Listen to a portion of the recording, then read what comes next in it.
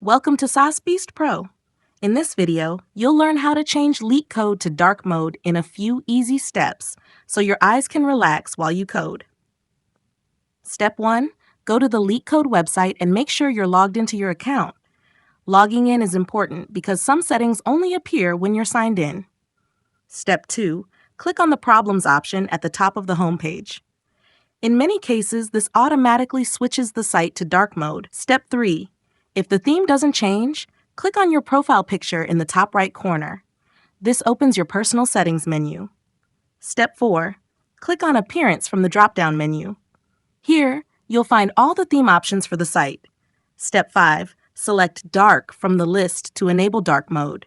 It should immediately switch the site's appearance. Step 6. If the theme still looks light, refresh the page once. This helps apply the changes properly. Step 7. If it's still not in dark mode, repeat the process. Click your profile picture, go to Appearance, and select Dark again. Thanks for watching, and don't forget to subscribe to Saas Pro for more smart and simple tech tutorials.